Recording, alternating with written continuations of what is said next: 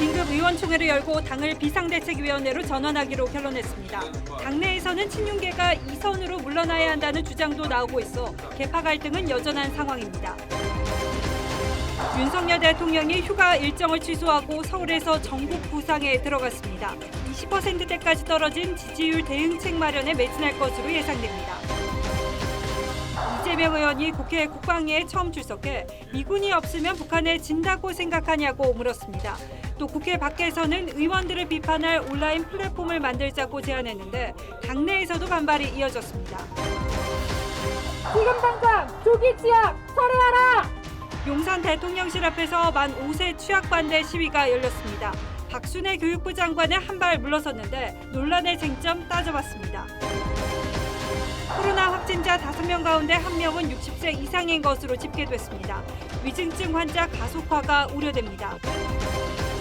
지난달부터 이어진 폭염과 열대야에 전기 사용량이 급증하면서 다음 주가 올여름 전력수급 최대 고비로 전망됐습니다.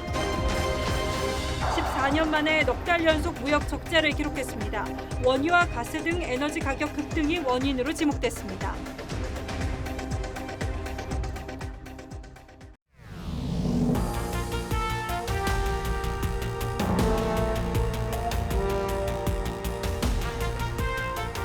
시청자 여러분 안녕하십니까? 뉴스9의 신동욱입니다. 극심한 내용에 쌓여있던 집권 여당 국민의힘이 쇄신의 출발점을 비상대책위원회 출범으로 잡았습니다.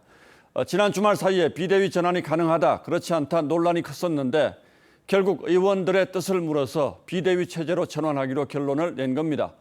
권성동 원내대표는 내일 최고위 회의를 열어서 비대위 전환에 필요한 안건들을 의결할 방침입니다. 하지만 당내 갈등 상황들이 여전히 적지 않아서 앞으로 이 문제를 어떻게 정리하느냐가 여권 쇄신의 성패로 이어질 전망입니다.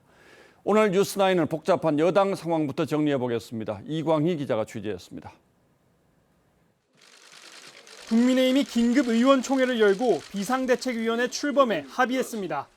정상적인 당무 심의 의결이 불가한 상황이라는 평가가 다수를 이루고 있습니다. 혼란을 극복할 수 있는 현실적 방법은 비대위 체제로의 전환이라는 상황이라는 당원 당규상 비대위 구성이 가능한 비상 상황이 바로 지금이라고 설득했습니다. 당원 당규상의 비상 상황은 대표 거리 상태나 최고위 기능 상실 등을 말하는데 이준석 대표가 중징계를 받고 최고위원들이 줄지어 사퇴한 상황입니다.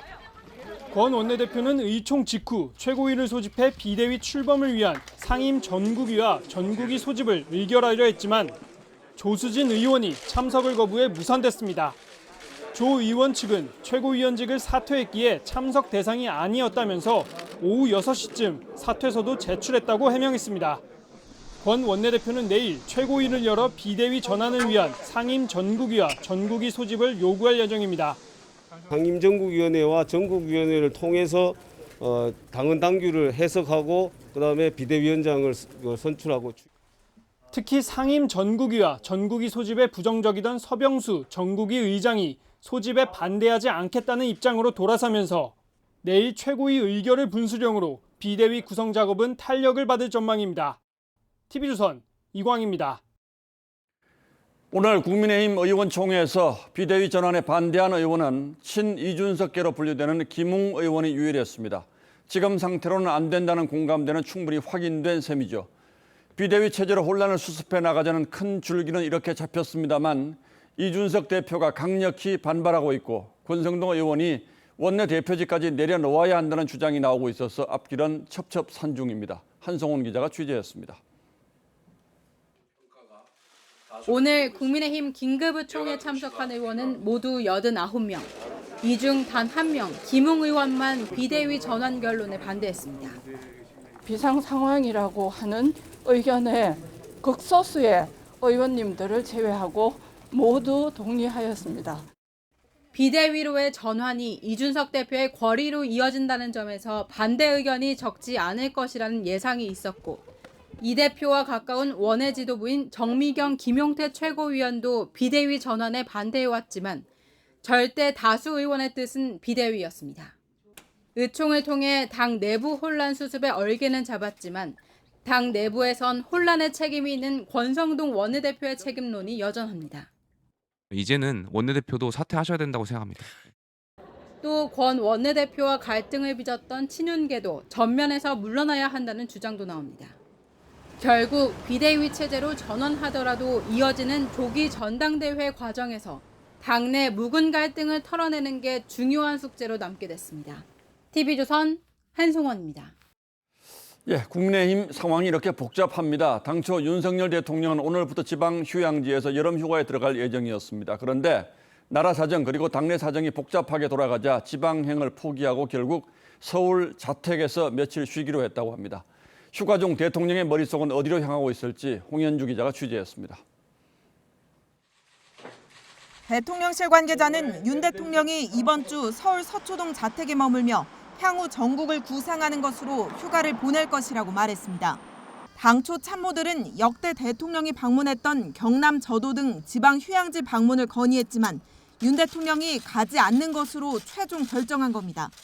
원래는 여름 휴가를 저도를 계속 갔다고 하는데 이런 결정은 국정 지지도가 30% 밑으로 떨어져 28.9%를 기록한 조사가 추가로 발표되는 등 대통령실을 비롯한 여권의 전면적인 쇄신을 요구하는 여론과 맥이 닿아 있습니다.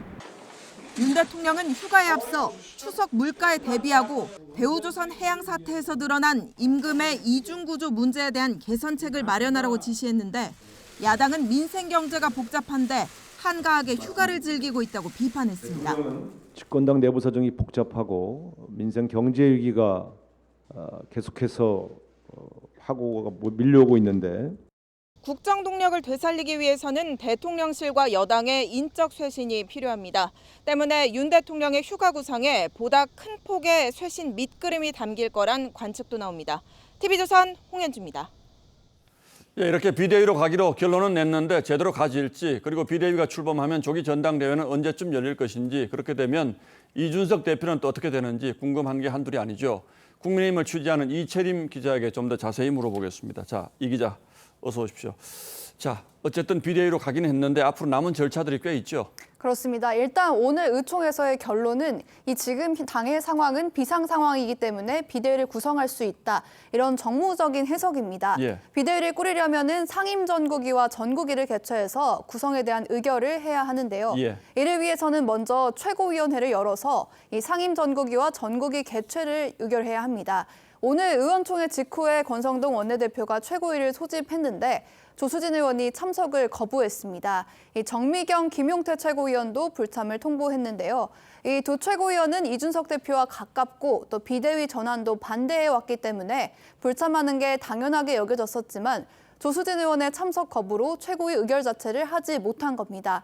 당내에서는 이 다음 스텝을 밟는 데 돕지 않는다면서 무책임한 행동이라는 비판이 나오기도 했습니다. 자, 그런데 조수진 의원이 끝내 불참하면 비대위 의결 못하는 겁니까?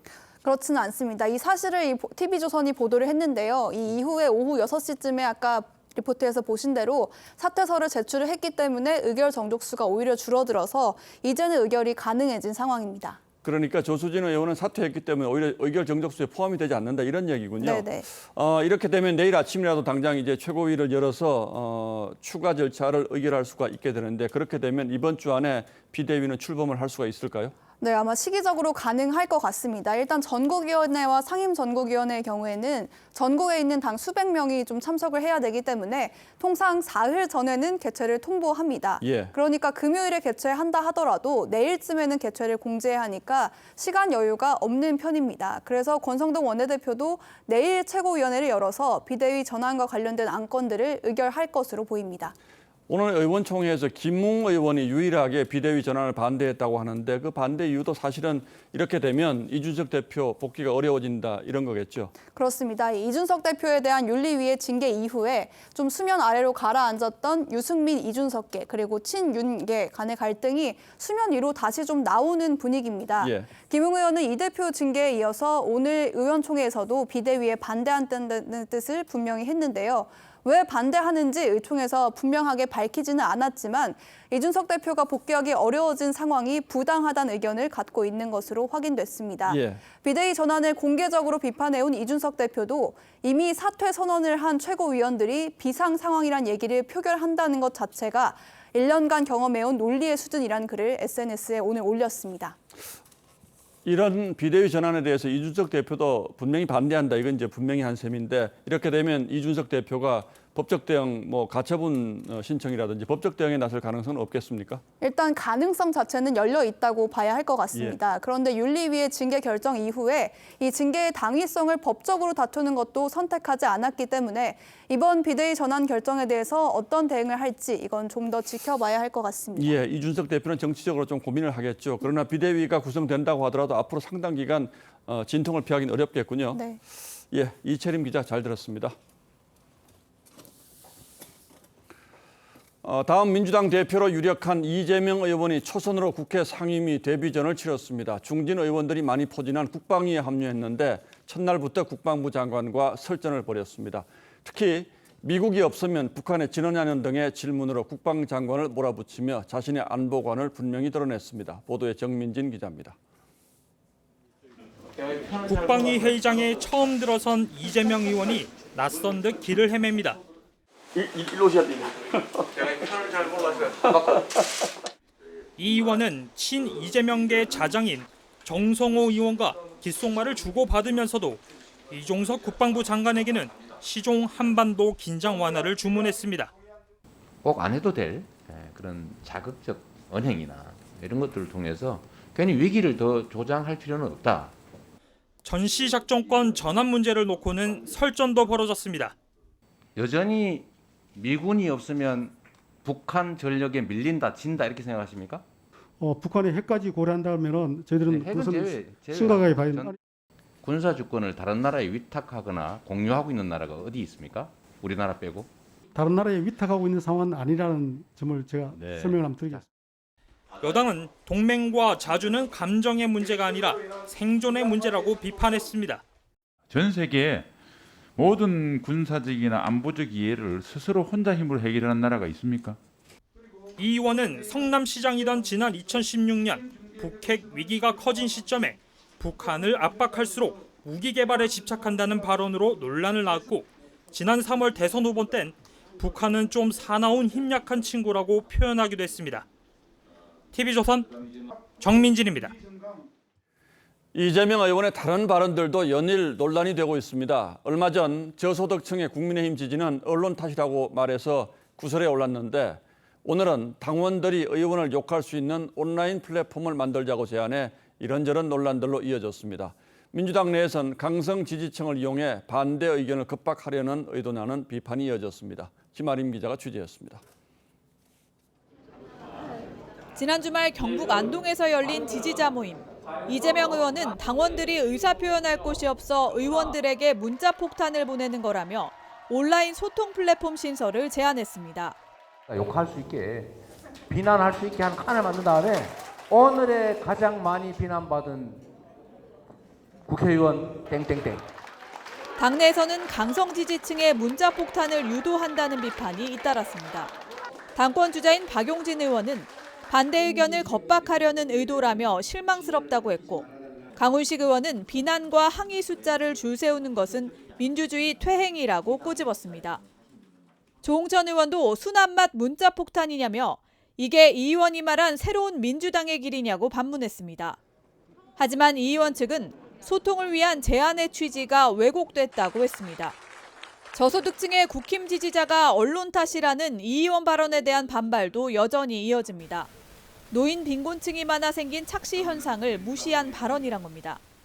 노인 빈곤층을 계산을 해서 연령대의 분석을 좀 더 가미를 해보면 자연스러운 현상일 수도 있어요. 실제 지난 2012년 조사에서 저소득층의 56.3%가 박근혜 당시 대선 후보를, 34.6%가 문재인 후보를 지지해 20%포인트 넘게 차이가 났는데 60대를 제외하고 조사했더니 5.4%포인트 차로 둘 사이 유의미한 차이는 없었습니다. 정의당 역시 이 의원이 자신의 패배를 시민과 언론 탓으로 돌린다고 비판했습니다. TV조선 김하림입니다. 탈북 어민 강제 북송 사건과 관련해서 국정원으로부터 고발당한 서훈 전 국정원장이 최근 미국에서 돌아왔습니다. 김현철 전 통일부 장관에 이어서 주요 관련자들이 잇따라 귀국하면서 검찰 수사가 급물살을 탈 것으로 보이는데 정치적으로는 문재인 정부 인사들의 정면 대응 의지가 읽혀집니다. 주원진 기자가 취재했습니다. 2019년 당시 탈북어민들을 강제 북송했다는 의혹이 일자 서훈 당시 국정원장은 지난해 초 적법 절차대로 처리했다고 주장했습니다. 국민들의 안전과 생명을 지켜야 되는 정부 입장에서는 근거를 따라서 조치할 수밖에 없다. 하지만 국정원은 내부 조사를 거쳐 지난달 서 전 원장을 검찰에 고발했습니다. 합동조사가 통상 보름 정도 진행되는데 사나흘 만에 끝내도록 하고 조사 보고서를 통일부에 전달하는 과정에서 어민들의 귀순 의향서를 삭제하도록 했다는 겁니다. 검찰은 대선 직후 미국으로 출국한 서 전 원장에 대해 입국 시 통보 조치했고 지난 주말 서 전 원장이 인천공항으로 입국했다는 통보를 받았습니다. 검찰은 대법원 판례를 토대로 강제 북송으로 판단하고 있습니다. 아무리 범죄자라도 북한 주민은 헌법상 대한민국 국민이고 이들을 추방할 법적 근거는 없다는 겁니다. 북한 이탈 주민법상에 지금 추방할 수 있는 법적 근거가 있습니까? 그때도 없고 지금도 없습니다. 강제 북송 당시 통일부 수장이었던 김현철 전 장관도 지난달 말 미국에서 귀국한 만큼 검찰은 조만간 서 전 원장과 김 전 장관을 차례로 불러 강제 북송 경위를 추궁할 예정입니다.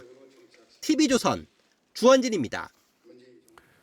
교육부가 초등학교 취학 연령을 만 5세로 낮추는 걸 추진하겠다고 한 데 대해서 논란이 커지고 있습니다. 문제는 일방적인 통보로 느껴질 정도로 너무 갑작스럽게 발표했다는 데 있습니다. 이런 형식상의 문제 때문에 취학 연령을 낮추는 본질적인 논란은 오히려 뒤로 밀린 듯한 느낌이고 박순애 교육부 장관도 아직 결정된 건 아니라고 한 발 물러섰습니다. 용산 대통령실 앞에선 반대 집회도 열렸습니다. 박재훈 기자가 취재했습니다.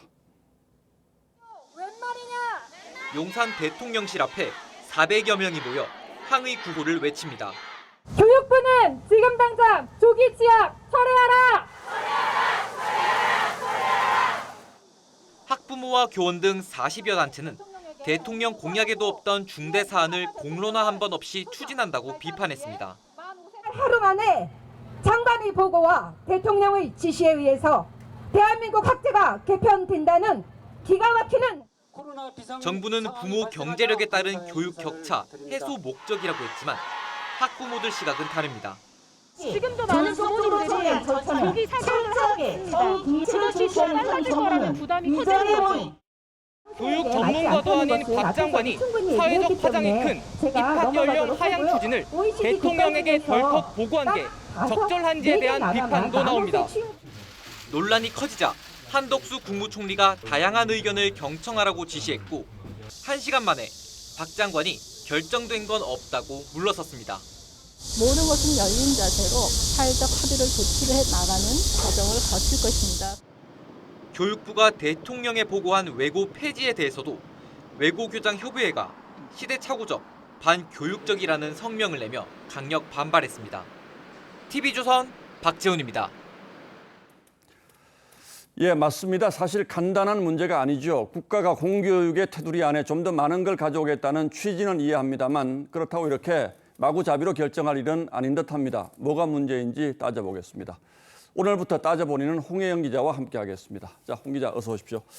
자, 일단 교육부가 취학 연령을 낮추겠다고 하는 이유는 뭡니까? 이 교육 양극화를 줄이겠다는 게 가장 큰 목표입니다. 취학 연령을 1년 앞당겨서 사회적 약자계층이 빨리 의무 교육을 받게 하겠다는 건데요.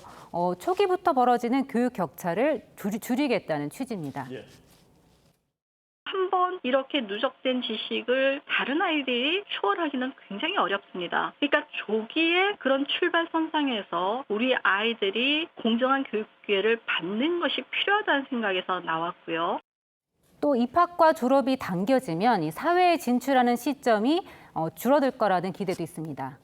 자, 일리 있는 주장이죠. 그런데 교육 현장에서는 반대하는 목소리가 더 크게 들리는 이유는 뭡니까? 네, 워킹맘이 퇴사를 가장 많이 고민하는 시기가 바로 아이가 초등학교에 입학할 때라고 합니다. 유치원은 오후 늦게까지 돌봐주지만 초등학교에 입학하면 오후 1시쯤 하교해 이 돌봄 공백이 생기기 때문인데요. 이때 아껴뒀던 육아휴직을 쓰거나 부모님 찬스를 쓰기 때문에 초등학교를 한 해 일찍 보내는 게 학부모 입장에서는 결코 도움이 되지 않는다는 겁니다. 예, 학부모 입장에서는 굉장히 중요한 문제인데 교육부가 이 정도 현실도 모르고 이런 결정을 했을까요? 네, 박순애 장관은 이런 현실을 감안해서 초등학교 1, 2학년은 저녁 8시까지 학교에서 돌봄을 보장해주겠다 이렇게 얘기를 했습니다. 예. 하지만 이 교육계는 현실성이 없다고 반발하고 있는데요. 결국 이렇게 하기 위해서 교사 수를 한꺼번에 늘려야 하는데 그게 가능하겠냐는 겁니다. 교육부가 앞으로 학령 인구가 계속 줄어드는 상황에서 교사 더 뽑고 학교를 더 지어가지고 이 문제를 해결하겠다고 얘기할 수는 없는 입장이죠. 자, 그리고 아이들 입장에서도 한번 보죠. 갑자기 1살 어린 아이들이 초등학교에 들어가게 되면 현행 교육 커리큘럼을 따라갈 수가 있을까요?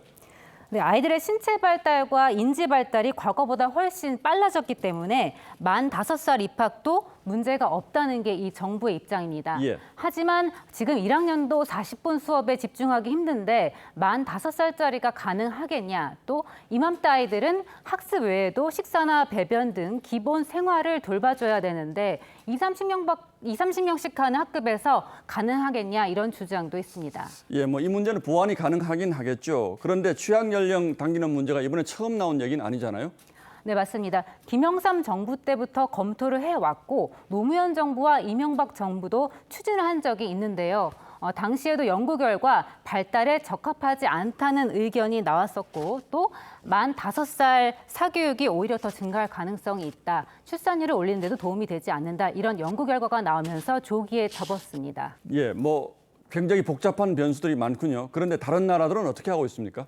네, OECD 38개 나라 가운데 우리나라를 포함해 미국과 일본 등 26개 나라가 만 6살에 초등학교에 입학합니다. 만 5살 입학은 4개 나라뿐입니다. 영국의 경우를 보면 초등학교 1, 2학년 교과 과정이 우리의 유치원과 비슷하고 또 고등학교까지 기간은 더 길다는 점에서 우리나라와 단순 비교하기는 어렵습니다. 예, 박순애 장관이 너무 성급했다는 걸 인정한 건 좋은데 이렇게 되면 다시 추진하더라도 탄력받기 쉽지가 않겠군요. 네. 예, 홍혜영 기자 잘 들었습니다.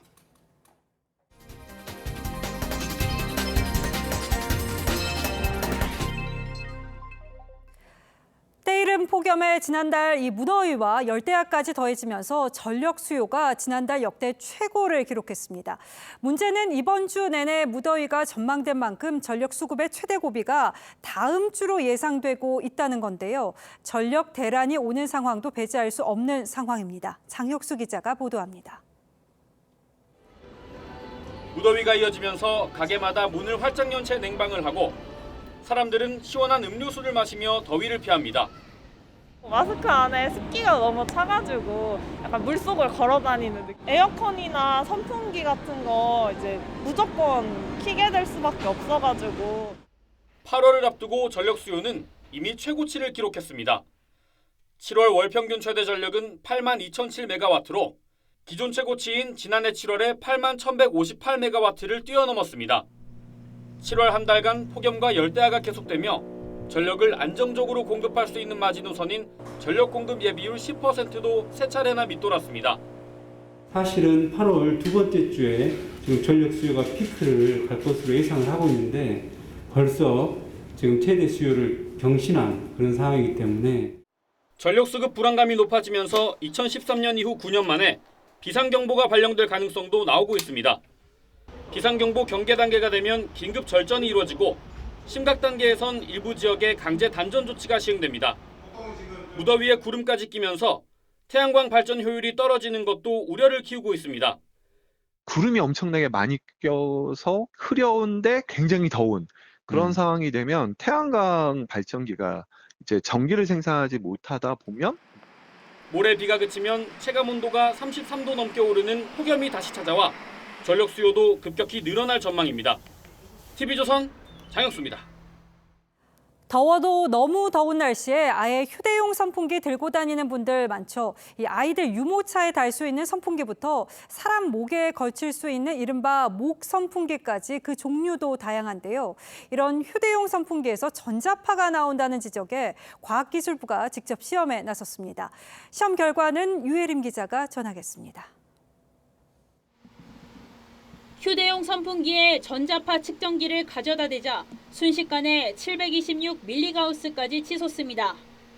한 시민단체는 국제암연구소 연구 결과 4mgauss 이상 전자파에 장기간 노출되면 소아백혈병 발병 확률이 높은 것으로 나왔다며 높은 전자파가 나온 휴대용 선풍기가 위험하다고 주장했습니다. 또 애들을 기르는 부모님 입장에서 어떤 그런 마음가짐은 다르죠. 논란이 확산되자 정부가 국제 표준에 맞춰 직접 시험에 나섰습니다. 과학기술부 측정 결과 시중에 판매되는 20개 제품 모두 국제기구가 권고하는 인체 보호 기준을 충족한다고 밝혔습니다. 시민센터에서 사용한 계측기는 사실은 이제 아까도 말씀드린 그 IC라는 국제기구의 측정 표준에 적합한 측정 기기는 아닙니다. 해당 실험을 한 시민단체는 반발합니다. 시민단체는 휴대용 선풍기 특성상 이렇게 가까이에서 장기간 이용하기 때문에 소량의 전자파도 위험하다고 말합니다. 350mgauss쯤 됩니다. 저희가 생각하는 4mgauss의 몇 배죠? 한 100배 가까운 거예요. 서로 다른 주장에 시민들은 불안합니다. 선풍기를 많이 사용하는데 전자파가 많이 나와서 조금 건강에 해롭다는 생각이 너무 많이 드는 것 같아요. 전문가들은 휴대용 선풍기를 30cm 이상 충분한 거리를 두고 사용하는 것이 좋다고 조언합니다. TV조선 유혜림입니다. 내일 발표될 코로나 하루 확진자가 10만 명을 훌쩍 넘어설 것으로 전망됐습니다. 이미 오늘 저녁 6시 발표된 집계에서 105일 만에 최다 확진을 기록했는데요. 코로나 확진자가 60세 이상에 집중되고 있는 것도 우려를 낳습니다. 위중증 환자 가속화로 이어질 수 있는 만큼 이 방역 당국 고심이 깊어졌습니다. 신경희 기자입니다. 75살 이희승 씨는 지난주부터 코로나 검사를 일주일에 2번씩 받고 있습니다. 주변에 확진자가 늘어서 불안해졌기 때문입니다. 아는 지인들이 한 분씩 이렇게 걸렸다는 얘기를 들어요. 이러다 큰일 나겠다는 그런 생각도 들고. 신규 확진자 4만 4천여 명 가운데 60세 이상 고령층은 7,700여 명으로 지난 5월 이후 70일 만에 20%를 돌파했습니다. 당뇨나 심장질환 등 기저질환이 많은 고령층은 코로나 감염이 곧 위중증으로 이어질 위험성이 큽니다. 고령층 환자가 늘게 되면은 약 1주에서 2주 정도 후부터 위중증 환자, 사망 환자 수도 따라서 늘어나게 될 것이라고. 위중증 환자 287명 가운데 60세 이상은 81.5%를 차지하는데 고령층의 백신 4차 접종률은 아직 37%에 불과합니다. 정부는 확진자 대면 치료를 늘리기 위해 오늘부터 재택 치료자 전화 모니터링을 중단했는데 의료 사각지대를 키울 거란 비판이 나옵니다.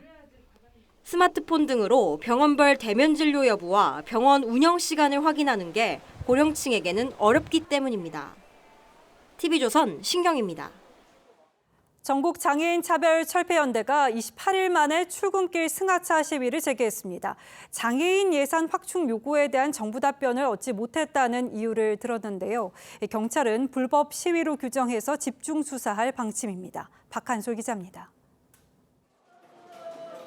휠체어를 탄 장애인들이 지하철 승강장에 늘어섰습니다. 장애인 예산을 늘려달라는 손팻말을 들고 지하철에 오릅니다. 이동권이 제한된 장애인의 현실을 상징하는 쇠사슬과 감옥 모양의 철제틀도 등장했습니다. 장애인들의 상황은 나아지지 않고 중증장애인들은 기회조차도 없었습니다. 전국 장애인 차별철폐연대가 승하차 시위를 재개한 건 지난달 4일 이후 28일 만입니다. 출근길 시위에 서울 지하철 5호선과 9호선 열차 운행이 1시간가량 지연됐습니다. 시민들 발을 갖다 붙잡고서 뭐 어떻게 했다는 얘기야? 전장현 측은 정부가 장애인 예산 관련 답변을 내놓지 않을 경우 매주 월요일 출근길 시위를 이어가겠다는 입장입니다. 정치가 이때까지 무능하고 무책임했고 여야가 모두 자유롭지 않다고 생각합니다. 경찰은 이를 불법 시위로 규정해 전장현 관계자들에 대한 수사를 예고했습니다. 전장현 측은 지난달 시위 관련 소환 요구에 한 차례 출석했지만 경찰서 건물에 장애인 편의시설을 제대로 갖추지 않았다는 이유로 조사를 거부하고 돌아갔습니다. TV조선 박한솔입니다. 행정안전부 경찰국이 내일 공식 출범합니다. 논의 시작 81일 만입니다. 초대 경찰국장에는 경찰대 출신이 배제됐지만 오늘 과장급 인선에서는 사법고시 출신과 경찰대 출신을 한 명씩 안배했습니다. 초유의 경찰의 난은 일단락된 셈인데 그럼 갈등 재개 가능성은 없는지 전정원 기자가 전하겠습니다. 치안감 자리인 행안부 경찰국장에 오른 김순호 치안감에 이어 인사지원과장엔 사법고시 출신인 방위진 총경이 임명됐습니다. 다만 행안부는 인사권 장악 우려를 감안해 인사지원과 직원 전원을 경찰로 구성했습니다. 자치경찰 지원과장엔 경찰대를 나온 우지환 총경을 임명했습니다. 경찰대 출신의 날을 세워왔던 이상민 행안부 장관이 경찰 조직 안정을 위해 꺼낸 카드란 분석도 나왔습니다. 경찰대하고 비경찰대로 이렇게 골고루 나누려고 합니다. 총괄지원과장 자리는 임철원 행안부 부의사관이 맡게 됐습니다. 경찰국 신설을 둘러싼 사태는 일단 매듭지어진 셈이지만 치안사무 개입 등을 놓고 논란이 재개될 가능성도 있습니다. 전국경찰관 700여 명은 시도경찰청장 주재회의를 통해 경찰국 중립성 보장을 위한 제도적 방안이 마련돼야 한다는 의견을 제시했습니다. 이들은 자긍심 회복을 위한 지휘부 차원의 노력과 경찰 제도 개선 논의 진행 과정 공유, 주요 현안 소통 절차 마련도 요구한 것으로 알려졌습니다. 경찰국 설치를 두고 논란이 이어지는 가운데 윤익은 경찰청장 후보자 인사청문회는 오는 8일 열립니다. TV조선 전정원입니다. 이재명 의원의 변호사비 대납 의혹을 수사 중인 검찰이 수상한 자금 흐름을 포착했습니다. 쌍방울 본사에서 이 중국에 있는 계열사로 용처가 불분명한 자금이 흘러나간 건데 검찰은 자금 흐름 파악을 위해서 쌍방울 전 회장의 인터폴 적색 수배를 요청하는 방안도 검토 중인 것으로 전해졌습니다. 권영석 기자의 단독 보도입니다. 수원지검 형사 6부가 쌍방울 그룹과 해외 계열사 간 수상한 자금 흐름을 포착한 건 지난 6월과 7월 두 차례 진행된 압수수색 직후였습니다. 사건 관계인 등에 따르면 수사팀은 최근 압수물 분석을 통해 쌍방울 그룹 본사에서 중국 내 비상장 계열사로 송금한 자금 중 의심스러운 내역을 포착한 것으로 전해졌습니다. 검찰은 올해 초 금융정보분석원으로부터 쌍방울 자금에 이례적인 흐름이 있다는 통보를 받고 쌍방울이 발행한 전환사채와 그룹 계열사 간 자금 흐름 등을 추적해왔습니다. 검찰은 최근 당시 쌍방울 자금 담당자 등을 불러 송금 경위와 해당 자금의 최종 종착지 등을 캐물은 것으로 파악됐습니다.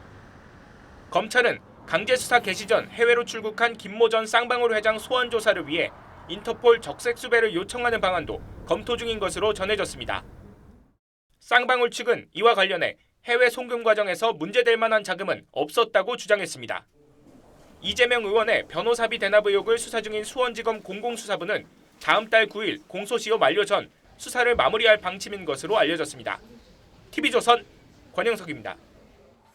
오세훈 서울시장이 용산 정비창에 이어서 이 종로에 낙후된 세운지구도 초고층 복합단지로 개발하겠다고 밝혔습니다.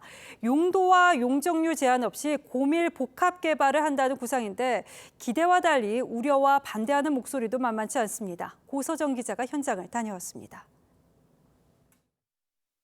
낡고 오래된 상가와 건물들이 줄지어 서 있습니다. 지난 1960년대 조성된 세운 상가입니다. 전체 면적은 축구장 61개 규모로 현재 재정비 촉진지구로 지정돼 있습니다. 서울시는 이곳 세운지구를 용도와 용적률 제한 없이 초고층 복합단지로 개발할 계획입니다. 싱가포르를 방문 중인 오세훈 시장은 세운지구를 토지 이용 규제가 전혀 없는 화이트 사이트를 적용하겠다고 밝혔습니다. 싱가포르의 랜드마크인 마리나원처럼 주거와 관광, 국제 업무 등이 합쳐진 초고층 빌딩 단지를 만들겠다는 구상입니다. 새로운 개발 구상에 시민들의 반응은 엇갈립니다. 고층 건물이 들어서는 거에 대해서는 원칙적으로 찬성. 사림의 터전을 갖다가 없애준다는 건 그걸 우리는 원하지 않고 또 여기서 그거를 한다고 해서 큰 도움되는 것도 없고 늘어나는 교통량을 어떻게 해결할지도 과제입니다. 용적률을 높이다 보면은 주자들이 많아질 거고 그 시설을 이용할 시민들도 많아질 거기 때문에 교통에 영향은 끼칠 건. 무엇보다 실제 개발을 위해서는 정부가 먼저 도심 복합개발 특례법을 만들어 규제를 풀어야 합니다. TV조선 고서정입니다.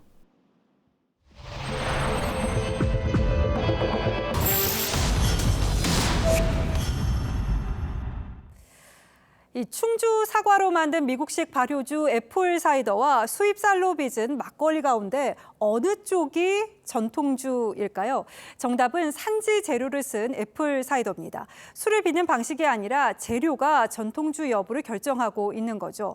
이 전통주로 분류되면 판매 혜택이 달라지기 때문에 제조업자도 여간 민감한 게 아닌데요. 우리 술 육성을 위해서 필요한 건 뭔지 소비자 탐사대 송지욱 기자가 취재했습니다. 전통주 전문 매장인데 매들이 차지한 건 영국식 증류주인 진의 미국식 발효주 애플 사이더, 와인, 럼 등 낯선 술입니다. 네, 요거는 전통주라고 하기 좀 애매한데 사과가 국산 사과거든요. 현행법상 전통주는 술을 빚는 방식이 아니라 무형문화재 보유자나 식품 명인 등 만든 사람과 지역 농산물을 썼는지로 정해지고 있어서입니다. 이 때문에 수입쌀이 주 원료인 막걸리는 전통 방식으로 만들었더라도 일반 주류인 반면 미국 국적 가수가 원주 쌀로 만든 증류식 소주와 미국 양조 회사가 충주 쌀로 만든 증류식 소주는 산지 재료 덕분에 전통주입니다.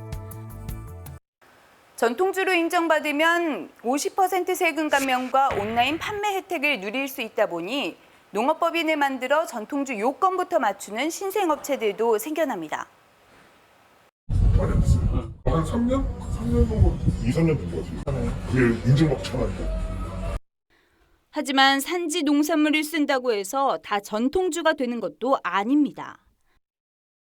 충남 예산 사과로 국산 브랜디를 숙성 중인 이 농장주도 와인은 되는데 맥주, 위스키, 브랜디는 지역 특산 전통주로 인정될 수 없다는 규제의 벽에 부딪혔습니다. 이제 1년 미만으로 숙성하고 그다음에 일반 증류주이면 아까 세제 혜택이나 온라인 판매가 가능한데 브랜디로 붙이는 순간에 혜택이 사라져요. 이 때문에 제조 원가를 고려해 수입쌀을 쓰는 막걸리도 전통주에 포함시키고 지역 특산주는 별도로 육성해야 한다는 게 전문가 지적입니다. 사이다 같은 게 외국에서 만들어진 제조 방법인데 그게 어떻게 해서 우리 전통주가 되느냐. 그래서 혼란을 겪고 있기 때문에 지역 특산주라고 하는 것들을 기본적으로 전통주 범위에서 바깥으로 빼서 주무부처인 농식품부도 뒤늦게 법 개정 검토에 나섰습니다. 시대와 입맛 변화에 따른 전통주 진화도 좋지만 모호한 기준에 전통주 육성이라는 당초 취지가 퇴색되고 있는 건 아닌지. 소비자 탐사대 송지욱입니다. 다음 뉴스입니다. 우리나라의 무역 수지가 지난 2008년 금융위기 이후 처음으로 넉 달 연속 적자 행진을 이어가게 됐습니다. 수출이 늘어도 에너지 수입액이 역대 최고치로 치솟은 탓인데 설상가상으로 그동안 효자 노릇을 해오던 주요 종목의 수출까지 어두운 전망을 내놨습니다. 김연아 기자가 취재했습니다. 올해 7월까지 무역 적자는 150억 달러. 우리 돈 19조 원을 돌파한 건 수입 가격 상승세 때문입니다. 올해 수입은 20%대 안팎의 꾸준한 증가세를 보이면서 지난달에는 654억 달러, 우리 돈 85조 원으로 역대 최고치까지 치솟았습니다. 원유와 가스, 석탄 등 3대 에너지원 가격 급등에 수입액이 1년 새 90% 넘게 치솟으며 전체 수입액을 끌어올렸기 때문입니다. 에너지 가격 급등이 우리 무역 수지 흑자를 모두 상쇄하고 적자까지 보이고 있는 상황입니다. 문제는 우리 경제의 엔진 역할을 하던 수출마저 분위기가 심상치 않다는 겁니다. 지난 5월만 해도 20%대를 찍었던 수출 증가율은 두 달째 한 자릿수에 불과합니다.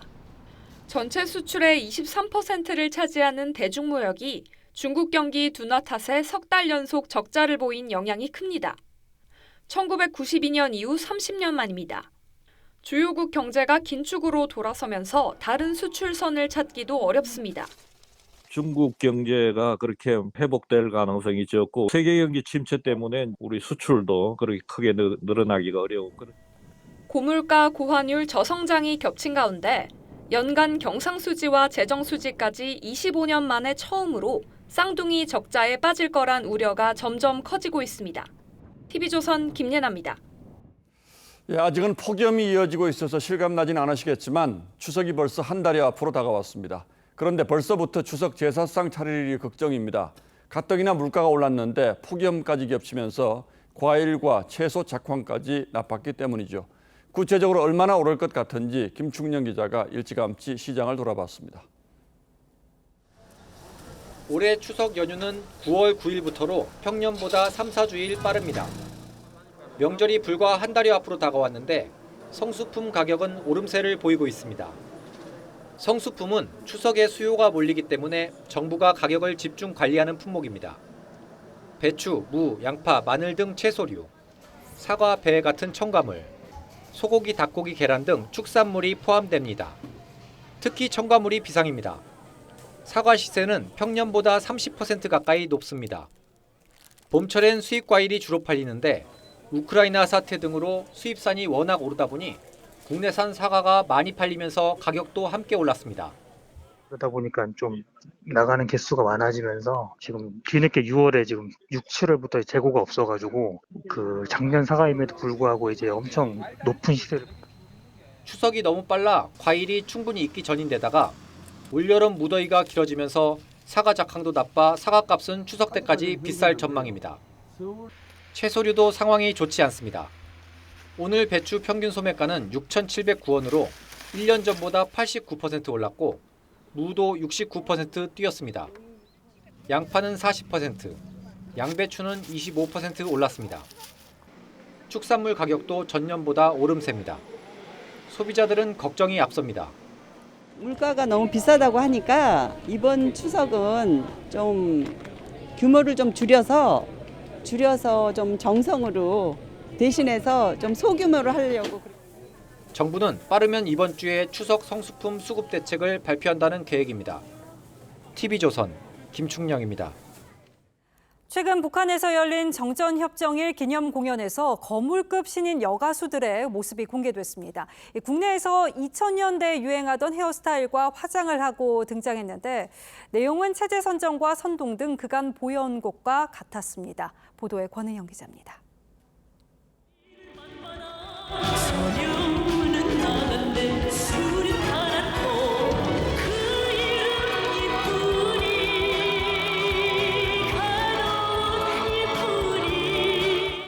빠른 리듬에 직관적인 가사의 노래를 부르는 북한 신인 가수. 국내에서 2000년대 유행했던 일자 앞머리, 이른바 풀뱅 스타일에 서구적 이목구비를 강조한 화장도 했습니다.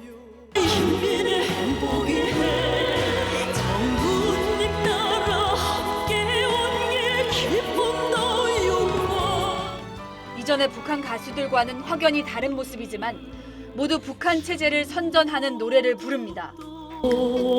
손을 빛내신 아버지 장군님. 북한이 남한 문화를 동경하는 이른바 장마당 세대에게 진화된 방식으로 체제 선전을 하려는 의도라는 분석이 나옵니다. 북한은 김정일 시대만 해도 아리랑으로 대표되는 초대형 매스게임 등 전통적인 방식으로 오락 문화를 선보였습니다.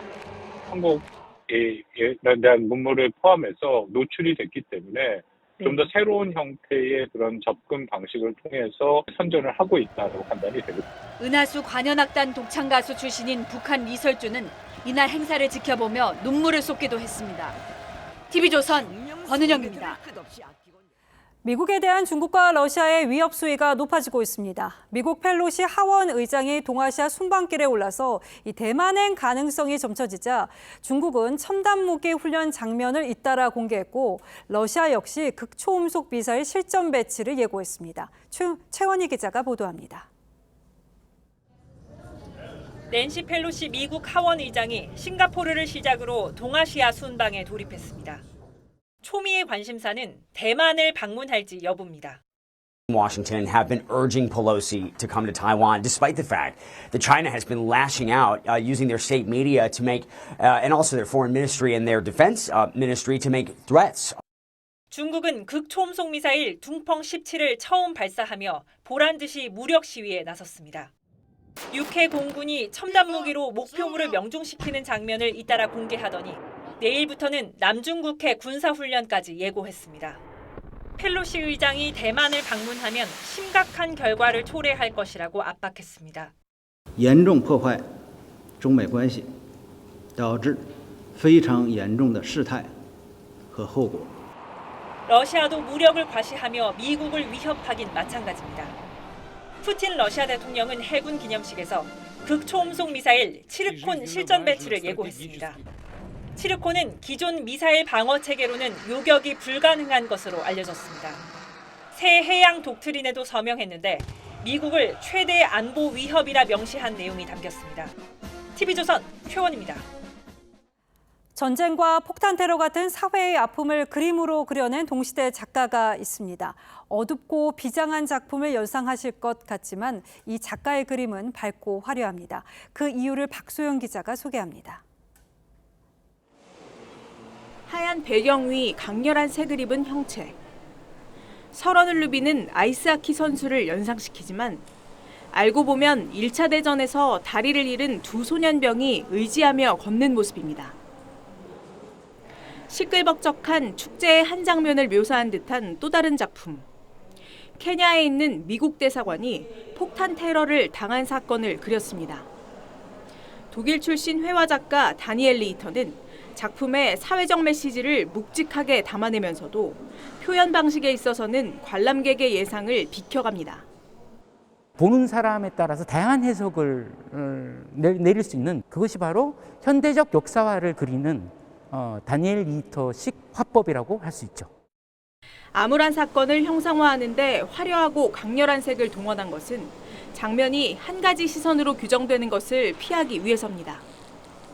전쟁과 축제, 테러와 놀이가 멀리서 보면 구별되지 않는다는 점도 작가의 흥미를 끌었습니다.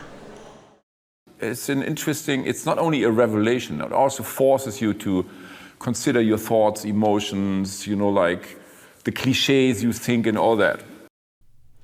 언어나 이성으로는 전부 설명되지 않는 무언가를 전달할 때 가장 흥미롭다는 작가.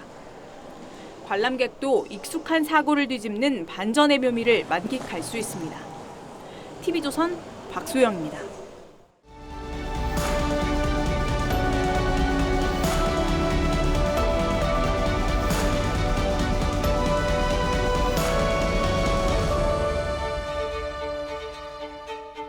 검은 드레스에 짙은 눈화장을 한 김연아 선수가 카리스마 넘치는 안무를 펼칩니다. 강렬한 눈빛과 역동적 몸짓, 악마의 홀리기라도 한 듯 고혹적인 연기로 세계를 사로잡았던 죽음의 무도입니다. 생상스의 교양시 죽음의 무도에선 해골들이 무덤에서 깨어나 밤새 무도회를 벌입니다. 14세기 패스트가 유럽을 휩쓴 뒤 인간은 누구나 죽음 앞에서 평등하다는 깨달음을 얻습니다. 그 깨달음은 많은 미술 작품으로 표현됐고 춤, 음악으로도 연결됩니다. 이 걸작에서 죽음은 산자에게 다가와 죽음의 춤을 강요합니다. 교황, 주교, 영주들을 줄줄이 죽음의 행렬에 세우며 죽음을 잊지 말라고 합니다. 스님들은 산길을 가다 무성하게 자란 율무를 보면 걸음을 멈추고 반야심경을 엎습니다. 율무를 깎은 염주가 땅에 떨어져 튀운 새 생명에서 이런 모를 불자의 죽음을 보며 합장 경배합니다.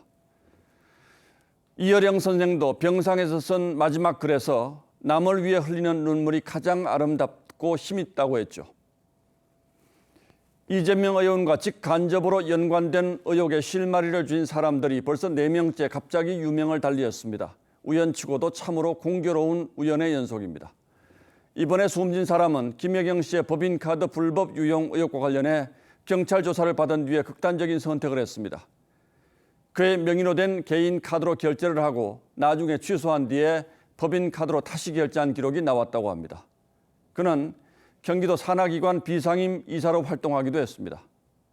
그가 살던 집주인은 법인카드 유용에 깊이 관여한 의혹을 받는 김 씨의 수행 비서였습니다. 100번 양보해도 이 의원과 무관하다고는 할 수 없는 사람이죠. 그가 숨진 사실이 알려진 뒤 이재명 의원은 사망기사에 좋은 댓글을 달아주겠다는 지지자들에게 고맙잖아라고 답글을 붙였습니다. 무슨 뜻으로 이런 말을 했는지 잘 이해가 되지 않았는데 뒤이어 나온 발언에는 숨이 턱 막힙니다. 그게 나와 무슨 상관이 있느냐? 무당의 나라여서 엮는 것이냐고 했습니다.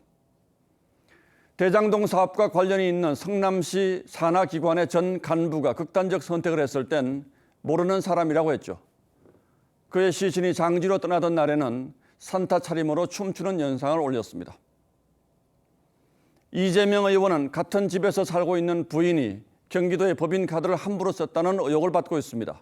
그리고 그 의혹에 관련된 핵심 증인이 비극적으로 생을 마감했습니다. 누구든 어떤 죽음이든 죽음 앞에서는 두렵고 삼가는 경외의 마음을 품게 마련이죠. 무당의 나라가 무엇을 지칭했는지는 모르는 사람이 없습니다. 그런데 이 사건과는 무슨 관련이 있는지 이해할 사람이 몇이나 될까요?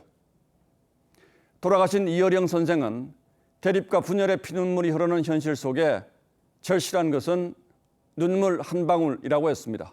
그러면서 눈물만이 우리가 인간이라는 걸 증명해 준다고 했습니다.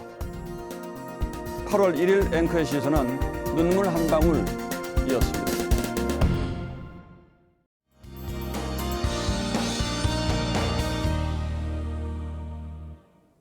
내일까지 전국 대부분 지역에 비가 오겠습니다.